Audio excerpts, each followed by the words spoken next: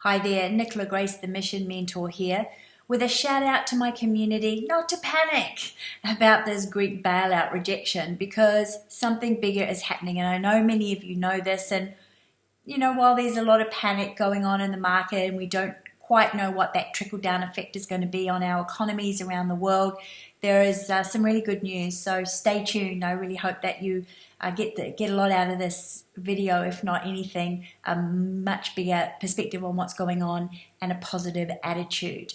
As well as there's an opportunity here for you to find your place in all of this panic that's going on around the world.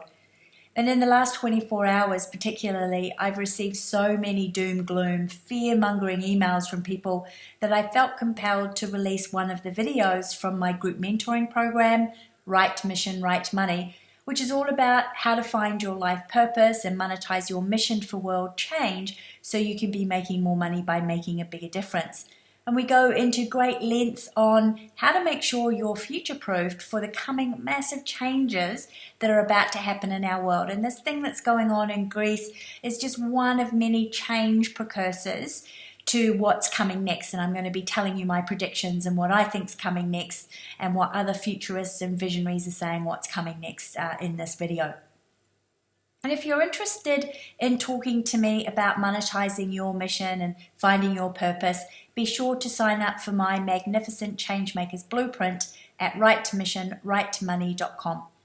Now, my clients love this video that I'm about to release to you as a special report in just a few seconds because it gives them a bigger picture of what is going on in the market with a really positive, uplifting spin on things. Plus, they love my predictions for where the opportunities for economic growth are, specifically if you're looking to go into business or future-proofing your work and you want to know where you need to be in the world to make sure that you don't get caught up in the draft that is about to be that's about to happen.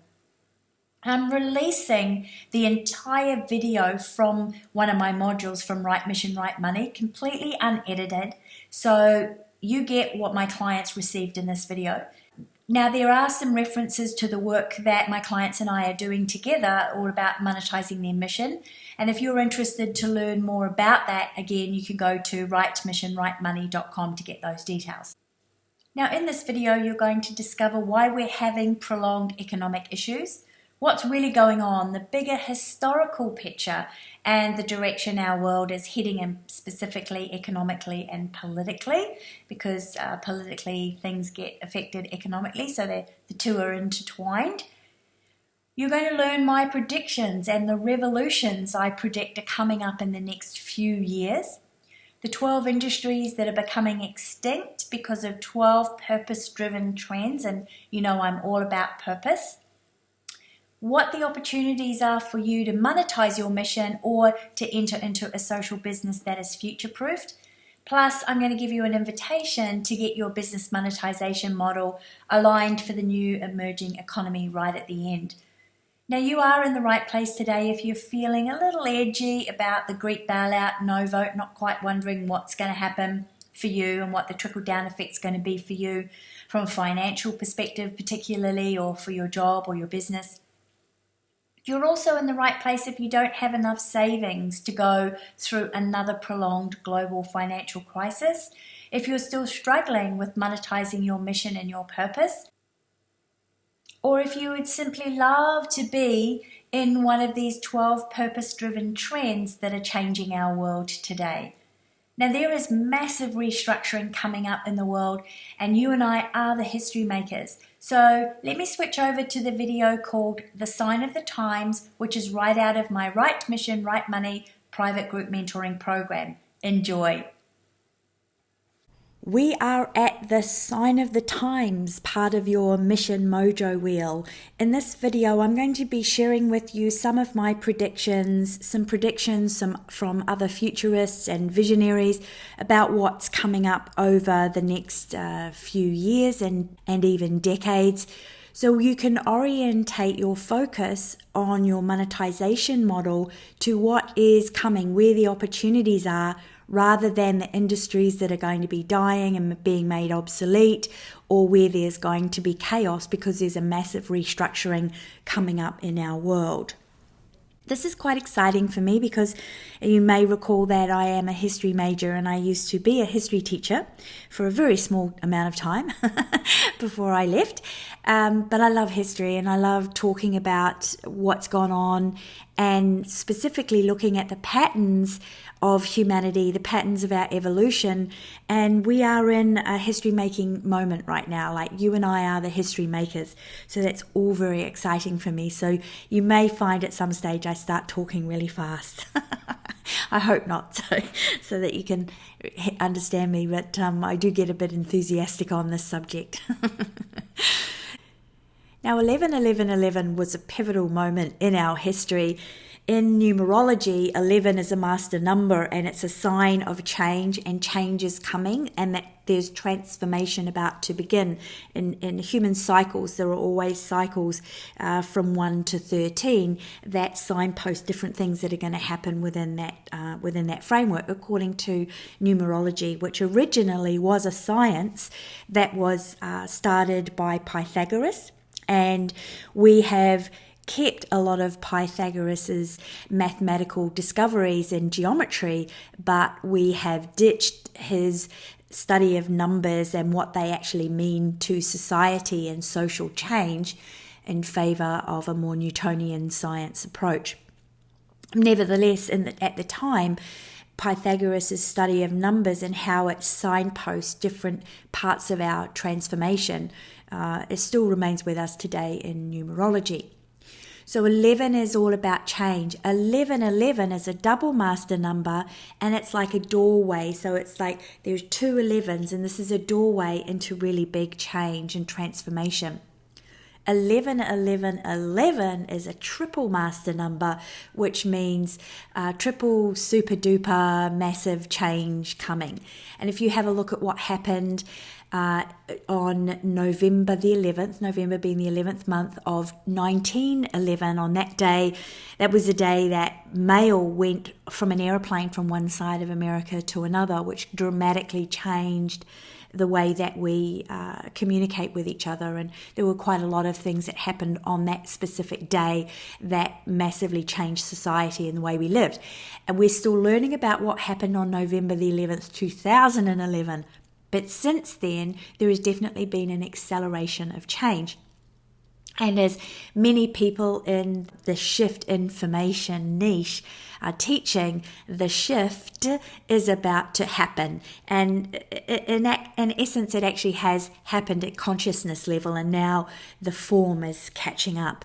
But it was 11-11-11, a pivotal moment in history that is bringing about the changes. And the biggest thing that I really want to get across to you and have you really grasp is that we are shifting ages, and there have only ever been two big great age shifts in our history, and that is in our recorded history. That is the shift from natural age, where we were very nomadic, into the agricultural age, where we became sedentary and we started cultivating. From that age into the industrial age, which is the age we're coming out of now, where there was the time of great industrial pursuits, and now we're coming into the information age. Now, before an age changes, there are always change precursors. There is one revolution, and then there's upheaval in the infrastructure because it needs to catch up with all of the new inventions and the new explosion, rather, of the ingenuity and the creativity, and that gives birth to a new economy.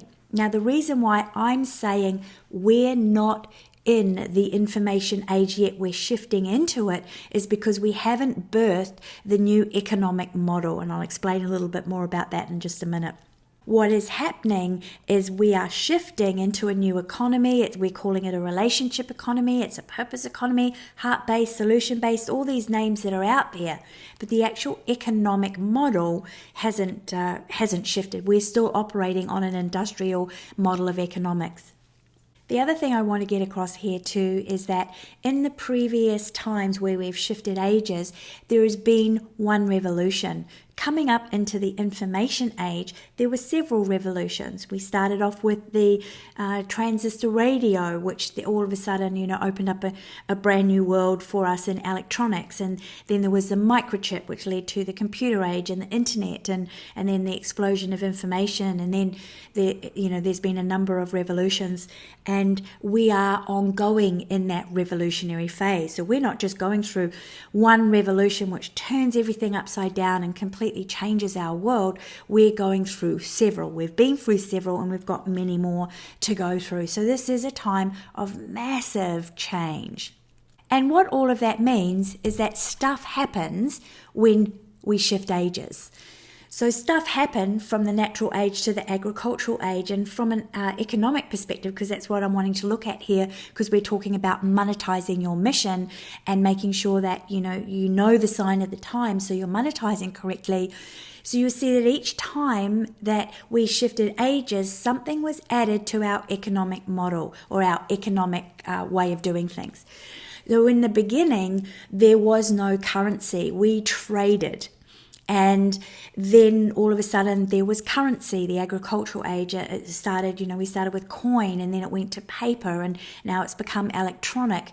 And then there was a shift from agriculture to industry to cope with the need for massive amount of building and infrastructure and the need to invest. We developed this idea of lending and capital, big amounts of it. So the banking industry was born, and the stock market was born. So new things were added to our economy.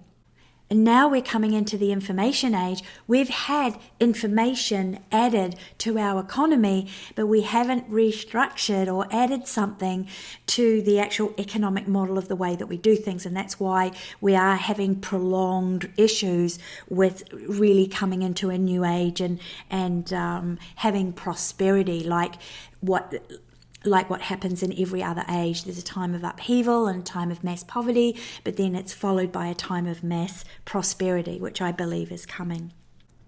Now, shift happens when shift happens. It does. Things shift. Each time we've had a big age shift, the monetary system has been restructured, as I just talked about, but governance is also restructured. We went from tribes to monarchies and empires, and then from monarchies and empires in the industrial age were born governments, and governments came along with ideologies of either capitalism, socialism, and communism.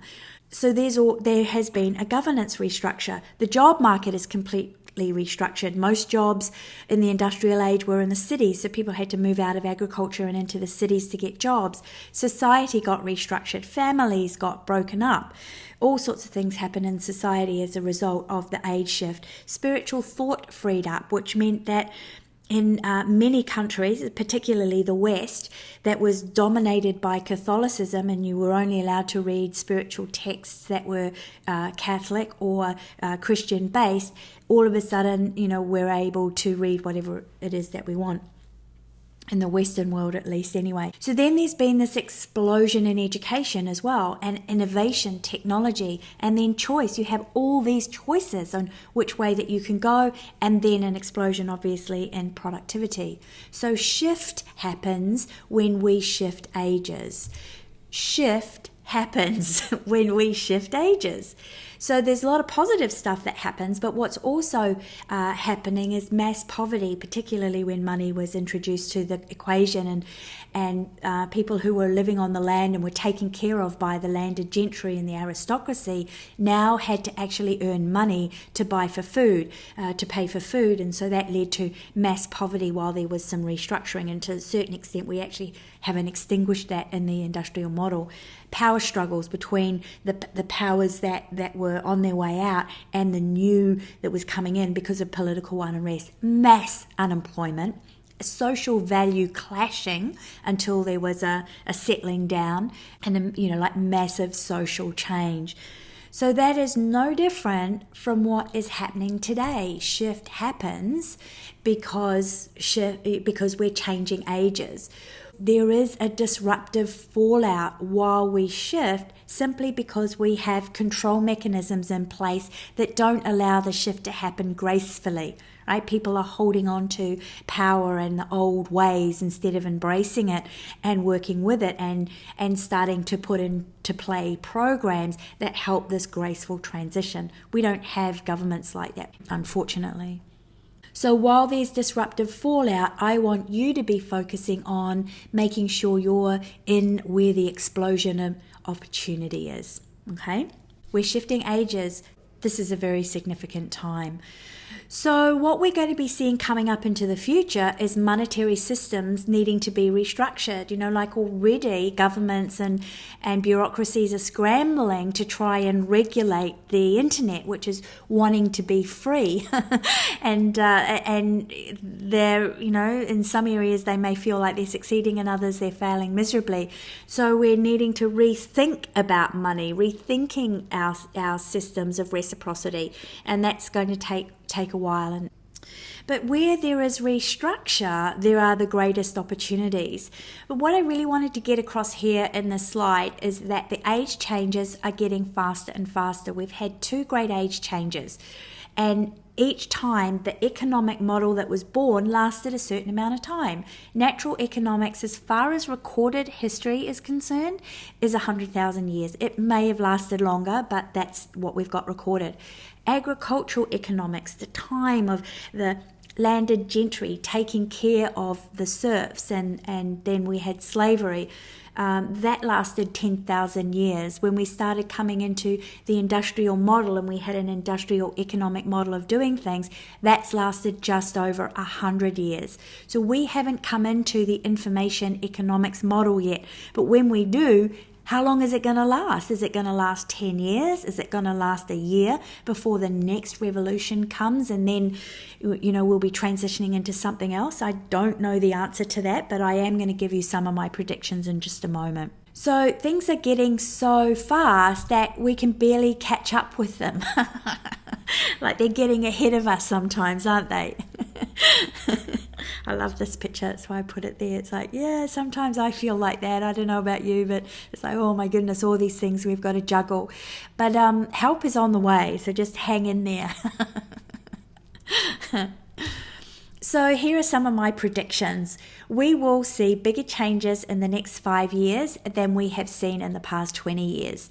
I predicted in 2010 that there was going to be an explosion of education, because remember, when there are change precursors, we can start seeing what's coming next. When there are revolutions, we can start seeing what's coming next. So when we start seeing an age shift is coming, we're always going to see an explosion in education. And education is one of the largest growth industries since the advent of the internet.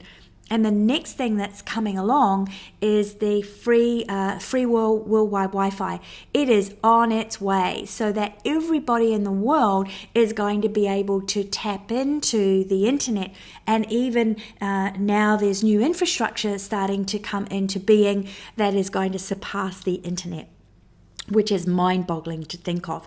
So think about this. Everybody in the world is soon going to have access to the internet without having to pay for it.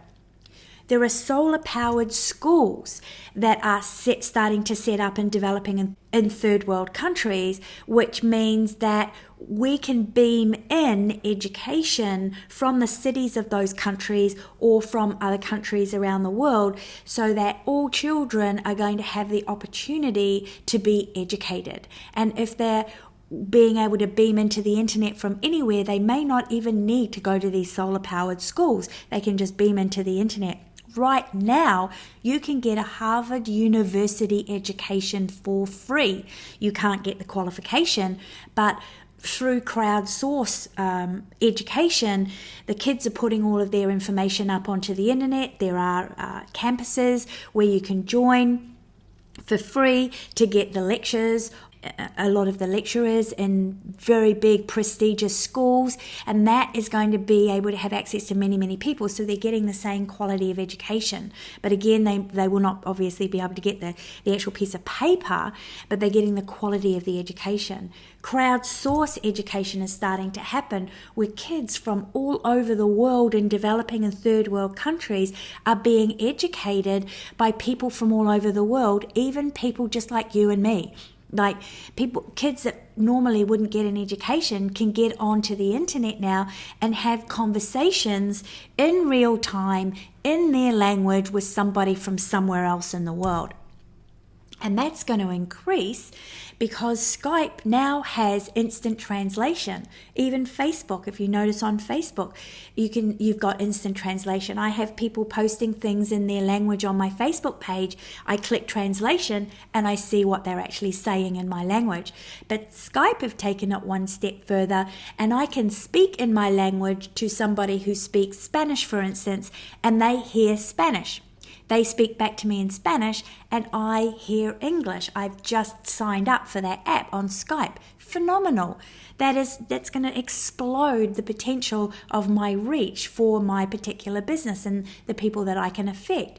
So as I'm going through these trends that are happening and then interweaving in what my predictions are, I want you to just really start thinking bigger and bigger and bigger without feeling overwhelmed. Think bigger and bigger and bigger, going, gosh, anything is possible, and eventually where you're supposed to be in all of this will drop in your lap. Okay, so I'm not saying this to give you some overwhelm. I want you to just look at this in the context of expanding your horizons, so we're preparing you for what's coming next. So imagine what that is going to be able to do for your business. Now, here's the other thing that's really exciting. Skype have the first holographic imaging on the way, where you can log into Skype, you can press a button, and if somebody's got the doofer on the other end, it can project my image onto that screen, and we can have a holographic talk as if I am there. So the scene in Star Wars where Obi-Wan Kenobi is talking to Princess Leia is upon us, like it's here. So what is that going to do to education? Well, here's one of my predictions. I predict that we will be educating each other, and that government will have less and less control over education. And I think that's a good thing, because government-controlled education means government-controlled education. So what people are going to be able to learn will no longer be controlled and manipulated. We'll be able to help each other. And that actually is already happening. I mean, I don't know if you do this, but I do. I go to YouTube now to find somebody who's made a video to educate me on something. And sometimes I have to pay for it, and sometimes it's free. Somebody says, I want to make an aduki bean salad. Okay, YouTube, aduki bean salad. Somebody's videoed themselves making an aduki bean salad. That's crowdsourced education. And I think there's going to be more and more opportunities for educators, particularly, to be able to educate anybody in the world. Now, all this freedom that's coming, all this crowdsourcing has already, but will continue to bring about a financial revolution, which, we talk about the finance companies and the bankers were too big to fail. Well, this financial revolution that's coming is too big to control.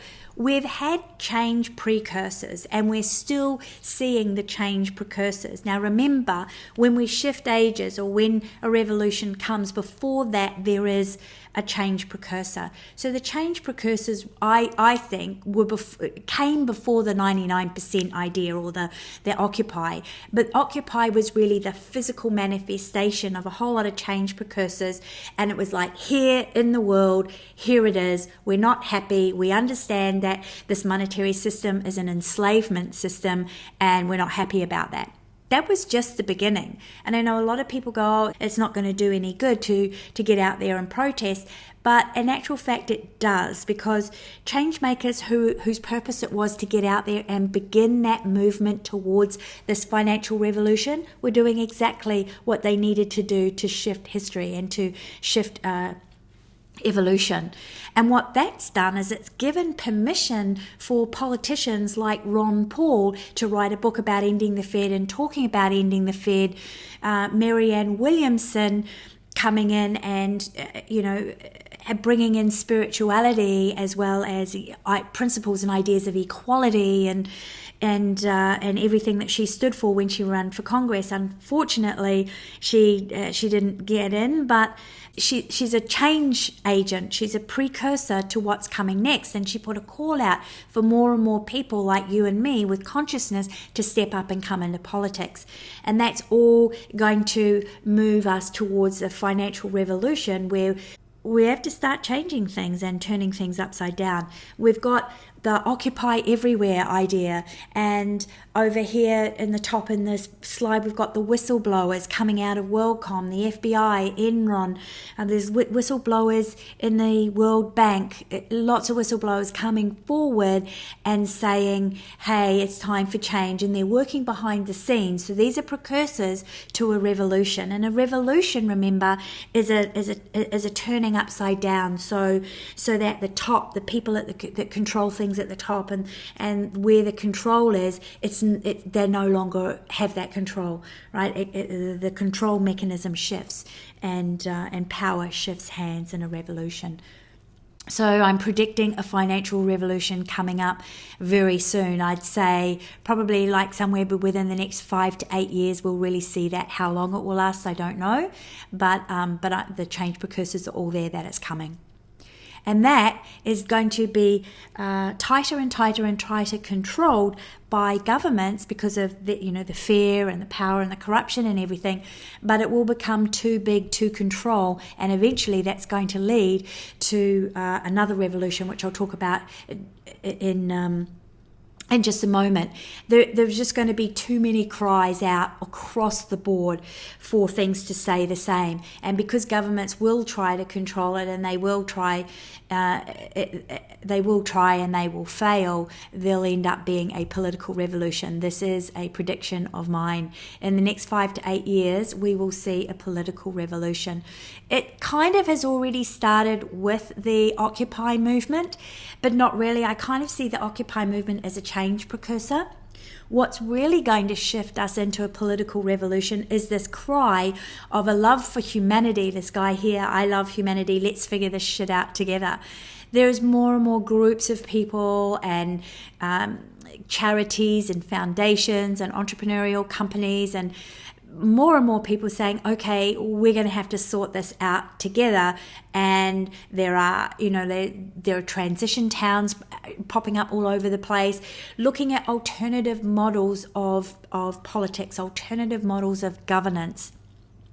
And as that grows, eventually it's going to lead into a revolution where we say, here is the equality, here is the marriage of capitalism and socialism, so that we can still grow and we can still innovate, but at the same time we are taking care of our society and we're not leaving anyone behind, because we are going into a massive explosion in the global economy of everybody competing in the marketplace on an equal footing. And we're going to need to change the way we do things, the way we see things, and that is going to require a governance change. And remember, when we shift ages, there is always a governance change. We got rid of tribal forms of governance in the general developing world in favor of monarchies, and then we got sidelined monarchies. They got pushed to the side in favor of governments along ideological lines of capitalism, socialism, or communism, or totalitarianism. And now we're birthing a new way that is yet to come. We're just starting to see very early precursors of what that new way might actually look like. I want to take a look at it from an intellectual perspective. We've got futurist Art Brock, who is the author of New Economy, New Wealth, and he talks a lot about transitioning into the new economy. And this is his model in front of him, and you'll see that I've pulled in his presentation, so you can actually have a look at that if it interests you in your coaching platform there. He's got this big red arrow in the middle where he goes economic evolution. It's like when we shift ages, and when we shifted from the agricultural economics to industrial economics, we added something to the pie. So in agricultural economics, it was just land and labor. But when we went into the industrial revolution, it was capital. And because we had capital, that gave birth to a different economic structure. So we had banking really growing, and we had governments who would then, regulate everything. We had the growth of corporations, and we had the stock market. So something gets added. And you'll see there that I've got too big to afford. And what I mean by that is the political revolution is going to bring about an ideological, this is a prediction of mine, the political revolution is going to bring about this new ideology that government is too big to afford. And there are already change precursors going on in that. We've got this here in Australia and New Zealand and many countries. We can't afford the big government, so they're starting to have mass layoffs along in government and mass layoffs in bureaucracies. That process is going to continue, but this ideology is going to be born that we can no longer afford government, and there is a more efficient way of doing things. And Arthur Brock is predicting that too. He says that paired networks and open knowledge, open source, this whole economy that's of giving away information and sharing information for free is going to explode. And as change accelerates, he says adaptive organizations thrive more than their industrial age command control counterparts. Control is just not going to work. This is too big. This movement is too big. You can't stop an age. Luddites have tried to do that before, and they've never ever succeeded. But he goes on to say central control currencies, commercial markets, hierarchical organizations such as corporations and governments approach extinction as more efficient distributed currencies, gift economies, and self-organized networks replace them. So intelligent organizations and self-regulating social organisms are actually already beginning to be birthed. Now, I don't know how long this will take. It may take 5 years, 8 years, 20 years, 50 years, 80 years, but it is happening. Every age shift we have a shift in governance and the way we govern. So we are going to see a political revolution towards a shift in the way we govern. I see governments getting smaller and smaller and just really taking on the role of administering things, making sure everything's running smoothly, and also instigating programs that are going to help and sustain the massive amount of change that's going on. I do not see them propping up corporations for too much longer. One, they will not be able to afford it. Two, corporations are becoming extinct. The corporate way of doing things is becoming extinct, just like the agricultural way of doing things back in the agricultural age became extinct when we brought in the motor car and the engine and all sorts of different farming equipment. Now, here's something really superbly interesting. These are change precursors that I think are on the forefront of creating this revolution. And this is from my mentor, and he's a futurist and visionary, Roger Hamilton. He recently was in Australia, and he was talking about these organizations and entrepreneurs that are creating their own countries offshore in international waters where no government can touch them, without currencies, for the purpose of being able to create ideal communities and innovate technologies, free energy, free technologies that cannot be innovated within a country because of the regulatory model that we have right now. So on the left here, you've got this US organization that's already planning to create cities which float in the ocean, produce their own food, and establish their own governance system. So everything runs really smoothly, and it'll probably be, like a very tightly controlled system to not allow a criminal element in.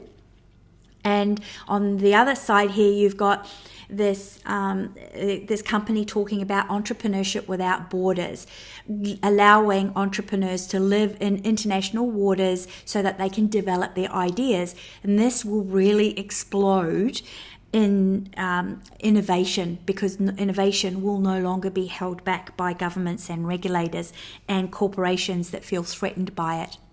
So, this whole idea that I'm saying here that governments are too big to afford, we're already seeing change precursors away from the governance model we have and into a new way of governing.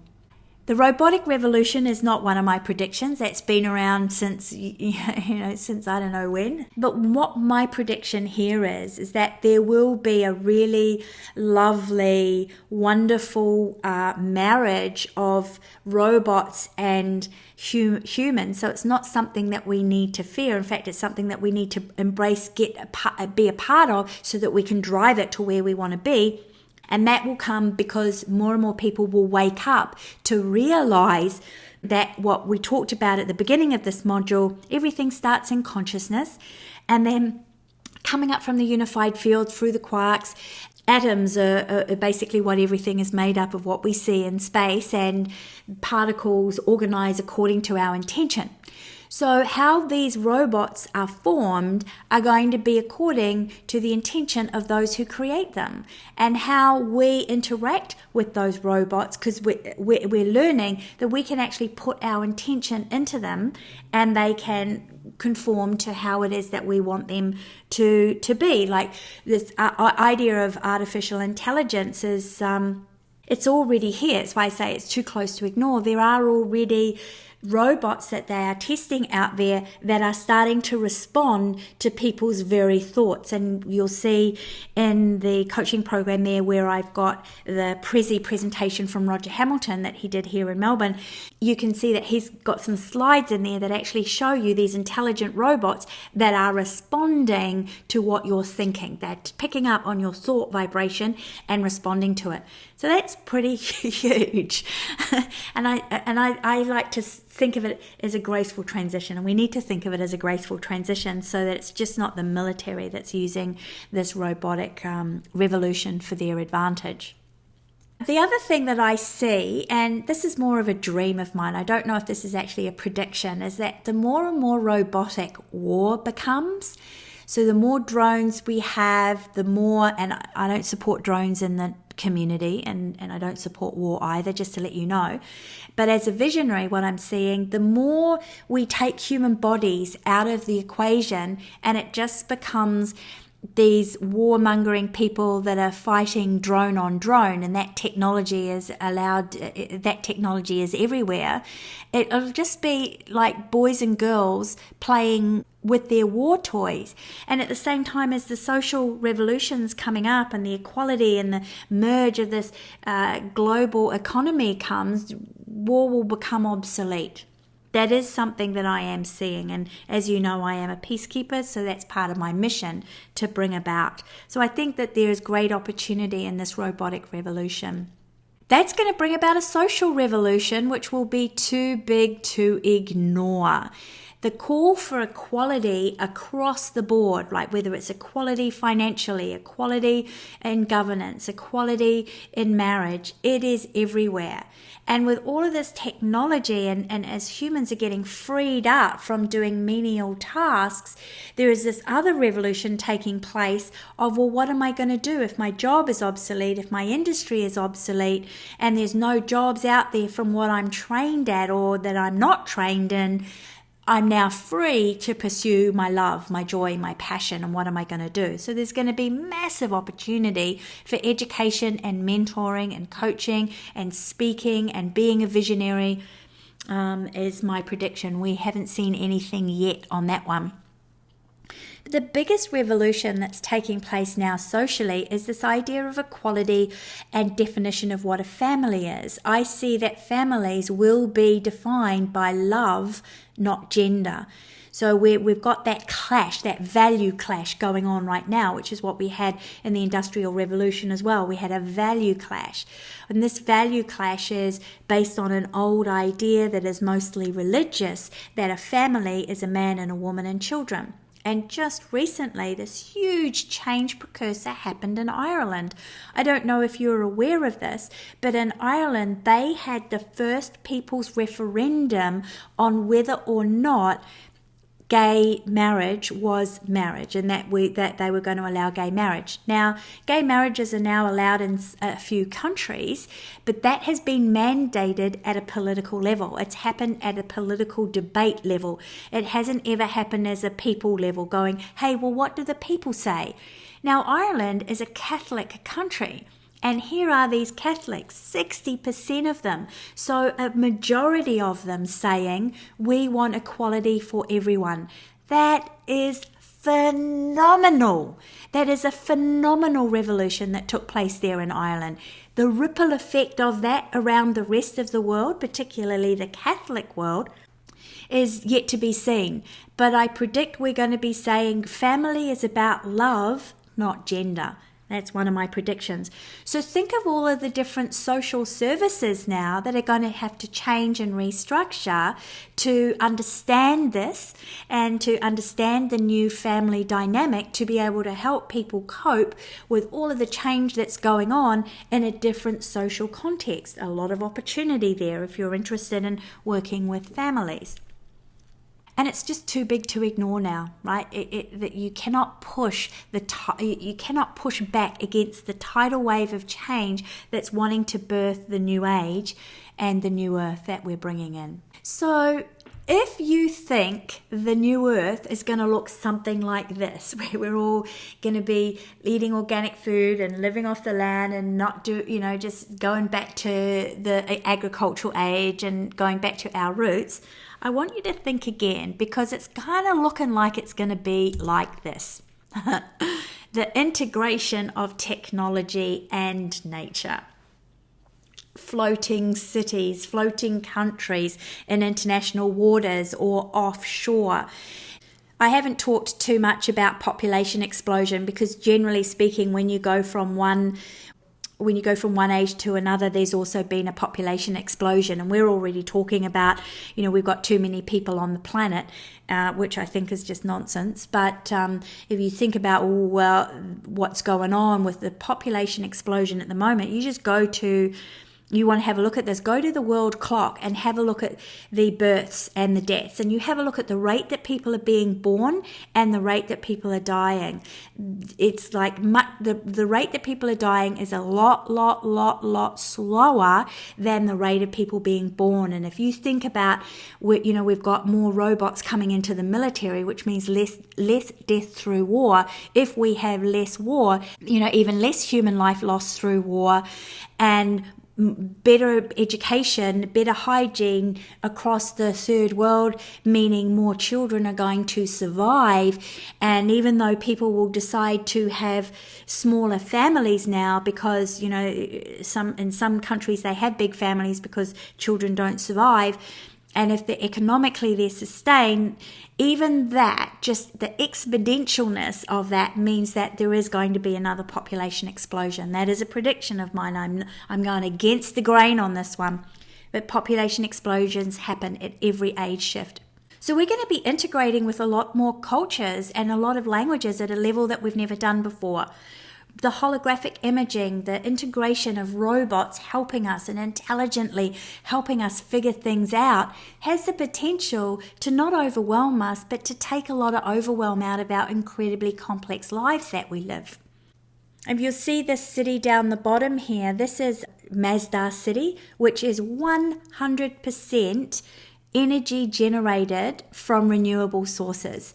And these guys, this is in the Middle East, these guys are putting to shame the Western world and the Western governments who are saying solar power and wind power and everything's too expensive. It cannot produce enough electricity for a city.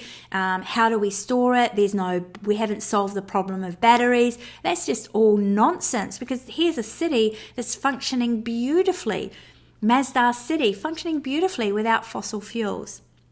And one of these days it might function beautifully without the burqa. It's just, we'll see what that happens. I'm not making any predictions there, but that's certainly a dream of mine, to have that crown chakra of women open up so that their light can be spread into the world in a much more inclusive way. Yeah, on the left here, you'll see this holographic imaging wrist, where you can project the holographic image of the internet onto your body. From an electrical point of view, I'm not quite sure energetically if that's a good thing, but that's somebody's idea at the moment. I'm not sure if it's an invention yet, but just the fact that it's an idea means someone somewhere is working on that happening. And we already have the capability of holographic imaging out of a computer, so it's not long away that we'll be able to have a wristband. And I actually predicted that in 2010, just as the iPad came out. I had this huge vision of all these different devices around the world that we could use to hook up to the internet, and then I saw the internet being surpassed. Something else is going to surpass that. And I saw something that you could put on your wrist, and the next thing you know, we've got the Apple Watch, and now we've got this idea of a wristband projecting out a holographic image that's in motion. And I believe that there's a pen on the way too that you can access the internet. So free internet everywhere, being able to access it from anywhere and possibly anything was a prediction that I made in 2010. And here we are in 2015, very fast, that is now a reality and becoming more and more of a reality. So this is the world that the new earth is more likely going to look like, which means we're going to start craving more and more this. Too much to cope with, all that energy and frequency, and before we catch up on making sure that our technology energies are safe with safety devices and what have you, it's just going to be too much to cope with for a time until we make the adjustment. And so I'm predicting that this whole idea of technology holidays and getting back to nature and getting back to grassroots and having retreats where you get to connect with yourself, I see that industry is yet to explode and reach its full potential. At the moment, I know it's struggling for profitability, but if it's done really well and it's marketed really well, they can survive until all of a sudden it becomes a mainstream thing. And just like going to the supermarket for your food, you'll be going out to these country areas here for good food and for experiences. So that is the big growth area that I am predicting will become a profit-driven model very soon. The health paradigm revolution is on its way. I mean, it's been trying to happen for a while, and this is just going to be too big to stop.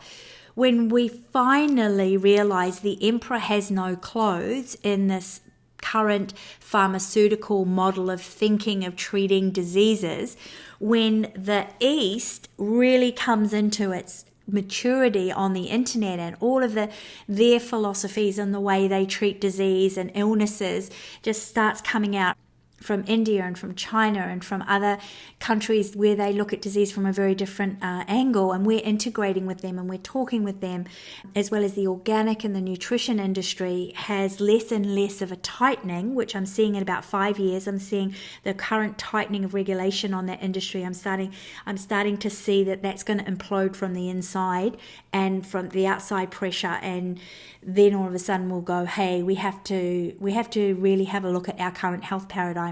It's too expensive. It's not healing anybody. There are more diseases born on a daily basis than ever before, and there needs to be a look at the relationship between our current paradigm of medicine and the rate at which diseases are increasing and our food chain, etc. That will create a health paradigm revolution, which means we will look at things very differently. Just like there was a revolution between the agriculture to the industry age and we really started coming into a pharmaceutical driven model, there is going to be a revolution where we come into a different model where we start marrying technology with nutrition and with natural ways of doing things as well, because more and more money and research will be done in the natural health industry to make it more of a viable industry at a mainstream level. So if you're in that area, you are a pioneer right now, just like the people that are in the retreat industry. You're pioneers, and pioneers, they always tough it out. It's always difficult for them to get through until all of a sudden, they are at a profitability just because you're pioneers, but your time is coming very soon. Now, the agricultural revolution is going to take place because we turn around and we go, okay, great, these Terminator seeds haven't worked, these exploitation methods of mining haven't worked, and there's just too much pollution in our food chain, finally, we will look at our world and we will go, it is too polluted to deny, regardless of what you think about climate change, we need to clean the planet up because this pollution is not good for human health, it's not good for our ecology, it's just plain bad. And so I'm predicting we are going to see an agricultural revolution. We're going to see a return to more sustainable ways of doing just about everything. Masdar City is one of those cities that's saying, hey, we can become a sustaining, non-polluting city. And if they can do it, then the rest of the world can do it, and we can do it across the board. We can do it in agriculture, we can do it in industry, and we can do it at a city level as well. So I am predicting there will be an agricultural revolution because pollution will be too big to ignore. Is going to lead to a green revolution, which is actually happening. The precursors for a massive greening is already there, and it's going to be too big to fail. The industries that are on their way out will not be able to stop this movement. People all over the world in all different capacities are just saying, you know what? If the government's not going to clean this up, if the industry's not going to clean it up, we're going to start cleaning it up ourselves. And we've got India pledging now to become 100% off the fossil fuel grid by putting in the very, very first national grid for solar energy and renewable energies. So think how that's going to raise the standard of living for people in India, the access that men and women are going to have, not only to electronics, and which means access to education and information, but also, the hygiene level, and therefore health is going to be improved. Huge green revolution. Huge green revolution taking place in India anyway. I've talked about Masdar City. Governments, and this is where I see that they will take on more of a role of administering green armies. I am seeing in many people that I have done strategies for who are working with government hand in hand to clean up areas that have been really badly damaged by the mining industry, cleaning up areas that are really badly polluted. There is all sorts of different inventions out there, massively cleaning up everything. I'm seeing governments will take more of a role on getting this greening happening, getting this movement into sustainability in the way we do things. They're taking more of a role of administering, turning our planet back to something that is beautiful to look at in all corners. We've got Russia, refusing GMOs, more and more countries cottoning on to Monsanto's lies about Terminator seeds and being good and a cheap food source. We've had lots of GMO crop failures. It was like a couple of years ago I went to buy some stuff at my local market and I wasn't able to because all of a sudden Australia was having to import grain to America because they had no grain. They had massive crop failure.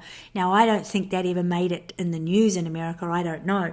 But in Australia, we weren't able to buy certain food items. They were very scarce because massive amounts of grain got exported over to America. So people are waking up to the lies around GMO. And in India particularly, there's a green revolution going on to go back to food sustainability and independence from foreign multinational corporations taking over. More and more of that, more and more governments are going to, really starting to turn the tide. Now, it's not just governments that are taking up the challenge to clean things up. It's also it's also entrepreneurs. There's a young guy, 19 years of age, I think he was, that's invented this amazing thing that you stick in the ocean that magnetizes plastic. And I don't know if you're aware of it, but there are plastic continents in the ocean that are killing the sea life, killing the fish, reducing the oxygen levels in the ocean, which is all adding, to a massive disaster in the making if we don't turn the tides pretty quickly. And eco-entrepreneurs like this guy who's invented this thing that will pull up all of that, that's going to explode lots of different possibilities. I mean, think of fishermen who can't fish because there's no fish, now starting to find the industries where they're fishing up the plastic and then they're able to give it to these massive recycling areas, because there's a Japanese invention out there that's now able to take plastic and turn it back into oil, which you can then fuel your car with or fuel your home with. So we're going to be able to finally recycle plastic. This is a fantastic invention. Lots of other inventions along the way, which will explode lots of other business opportunities for other entrepreneurs and people who embrace this change. I love talking about Cynthia Koenig's invention, the wallow wheel. She saw women putting water on their heads, spending their whole day collecting water, and because of that, it stuffs up their spine, and they often have very painful childbirths, and they often lose children in childbirth because of the spinal misalignment. They don't get access to education. The girls have to come out of education to help get water to the families. So she invented this wheel that not only fills more water up than you can hold on your head, but as it goes around and around, you wheel it back to the village, it is filtering the water. So think of what that is going to do to the health of the women in that village. Think of the time that it frees them up to get educated. Think of the availability of water that now allows for sustainable agriculture so that they don't lose so many crops. I mean, how fantastic is that? That is a revolution in and of itself, greening the planet. Crops will be able to grow, families will be able to be fed, girls will be able to get educated. What is that going to do? Amazing, amazing, amazing invention. I mean, when you see how simple it is, you go, wow, why didn't we invent that earlier? And that came from, I think Cynthia was 23 or 25, something like that, when she invented that. And now she's rolling it out she started rolling it out in India, and now she's rolling it out in Africa. It's fantastic. So embrace the green revolution, everybody, because it's too big to fail. Okay, new smart technologies, too good to ignore. When you think about the capacity for robots to actually think for us in some areas where sometimes we just can't think for ourselves, that is amazing. Intelligent solutions coming from our robots that are going to be helping us. When you think about holographic imaging of computers and being able to stand and wave your arms around and do all of your computer work instead of sitting on our butts all day, we're burning more calories when we do our computer work. So we might be putting weight on in those jobs where we're sitting down all the time. Then there are these visors that are really amazing. You put these visors on and everything you see can get projected onto the internet or projected out into somebody else's holographic imaging that they've got somewhere else. So if you were a personal shopper, you no longer actually have to physically be with the person. You can go shopping and go, yep, no, that's not going to work, because you can see what they're shopping for. So just as one way that you can use that invention. So think about all of these inventions. How exciting is this? How are you going to be able to use those? Because they're too good to ignore. Like I said, we will see bigger changes in the next 5 years than we have seen in the past 20 years. Did you know that the Chinese are now printing houses? Yes, that's right. This is a photograph of the first 3D printed house on the left-hand side. We're going to get to this point in where we just print things, very much like Star Trek. You go into, they have that holodeck, not the holodeck, they have that thing, I can't remember what it's called, where they ask for something and then it just holographic images comes in and they've got a glass of water or a cup of tea. We're not too far away from that. On the right hand side, this is a machine that prints titanium.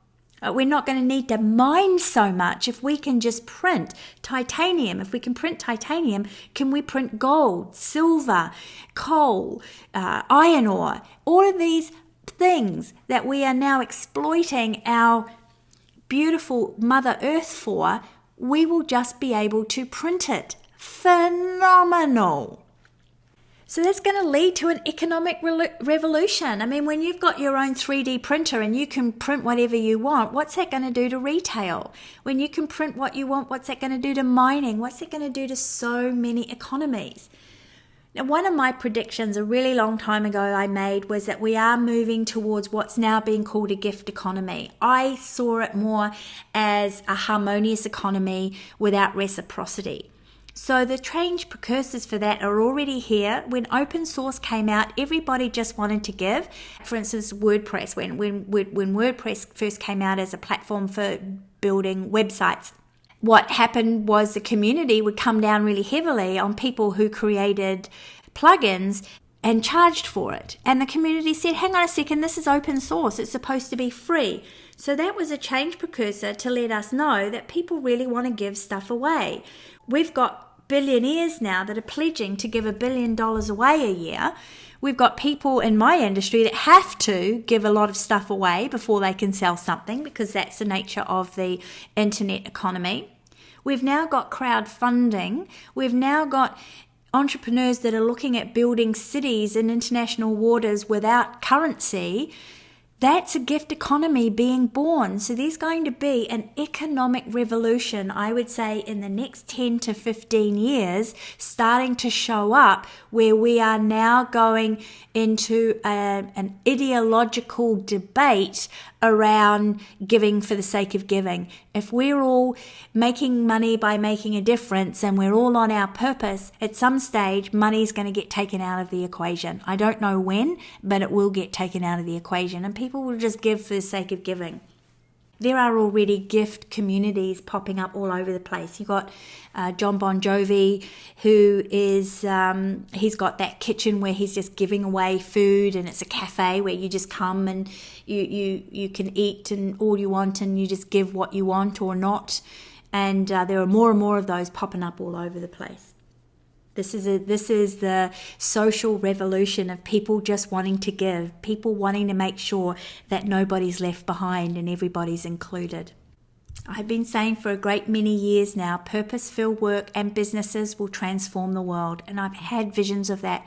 In 2012, you'll recall, I had the discovery that each and every one of us have a mission blueprint, because I looked back on having consulted with over 1,000 people who were transitioning into a social business, or they had a business and they wanted to be more on purpose with their business. And I could see that their purpose and their mission, if it was achieved and if they took the steps to head in the direction of making that happen, that there would be a ripple effect of really beautiful, great, big, huge, peaceful changes happening in the world. And this is why I say purpose-filled work and business will transform the world. When we en masse begin to make money by making a difference and transform the world, we will be changing the very nature of our monetary system, because finally we'll be so in love with what we're doing that we'll just want to do it for free. Everybody will be wanting to do it for free. Robots will be doing all of the menial tasks that nobody wants to show up to do. And this will give birth to the gift economy. I'm hoping it's going to be in my lifetime, because I want to stick around for that to happen. And then I can just kick back and relax and not be so driven with my mission. I can finally retire and just enjoy everybody's creations. But I haven't got a real sense of when that's happening. I'm just seeing the change precursors, and I'm seeing the revolutions happening in our lifetime. So just finally, when you're thinking about putting your mojo wheel together, I want you to consider this. The industrial model type corporations will be a thing of the distant past. So don't go monetizing inside of them. You may be transitioning within them, but you definitely don't want to be using those models in your monetization model. These are all the industries that my mentor, Roger Hamilton, says are going to become obsolete. Entertainment, the entertainment industry, the way it is, communication, education, finance, transport, military, medical, manufacturing, construction, energy, mining, and agriculture, the way that we currently do agriculture. But the big agriculture corporations are going to become a thing of the past, because they are being disrupted with purpose technologies, purposeful entrepreneurs, purposeful industries that are being born. Our individual purpose and mission is disrupting the industrial economic model, and a new model is going to be born. Open source entertainment, reality entertainment, YouTube, free Wi-Fi. Think of what that's going to do to the TV industry, to the movie industry. They will not be able to stop the massive desire for free entertainment. There's also this huge thing called artisan appreciation that's happening as well, as we one of my predictions from 2010 was that there'll be some kind of scientific discovery that shows how important art is to our community, how important our artists and our performers are to our overall well-being, to our intelligence levels. So there'll be this huge explosion of appreciation for artists and anything to do in the art world. And that is going to massively combat the current entertainment stranglehold, particularly that Hollywood has over the entertainment industry and the television industry as well. I mean, already people are being entertained on YouTube, aren't they? And that's free. We're being entertained by real live people. Communication industry, just think about what's going to happen to all of those industries that are making billions and billions of dollars off us every year as soon as access to the internet becomes free. Right? Think of telephones. If we can access people through Skype and through other technologies that are coming up on the internet, there's a lot of businesses in that area that are going to need to shift their thinking to survive, otherwise they will become obsolete. Education, as I said, one of my predictions is that education will become more and more in the hands of individuals, in the hands of entrepreneurs, in the hands of social enterprise organizations, and less under the control and the watchful eye of governments. Finance industry is definitely, going to be coming to a close the way it is right now. We're fighting for income equality, and that's going to lead to something in a ripple effect. Solar energy ending poverty is going to shift our financial world. Transport, think of the holographic imaging and what we're going to be able to do with our images. What's that going to do for transport? What's the 3D printer going to do for transport if we're just printing stuff from our own home? Remember in the olden days with the computers were the size of a bedroom and only corporations had them, and then Apple Mac came along, and all of a sudden we can have a computer in our room, and look at what that's done for our society. And the same thing's going to happen with 3D printers. And what's that going to do to the transport industry? Peace and security within nations once we really truly get global and, we get into robotic wars instead of human wars. And then we get into the idea that we don't need wars anymore because most wars are fought over money anyway. And when money shifts and changes, it's not in the equation, it's all just going to change dramatically, hopefully in our lifetime. The green and the natural health epidemic is changing the medical professions. You're going to see massive amounts of layoffs and things in the pharmaceutical industries, and they're going to have to embrace this change, otherwise they'll be made obsolete. Manufacturing, when you print, what's going to happen to manufacturing? Local sustainable food products affecting transport, printing affecting construction. What about the concrete industry? It's like we've got smart homes and green homes. What's that going to do to the steel industry? Anything in construction, it's all changing. Energy, renewable energy sources, home-sourced energy starting to come forward.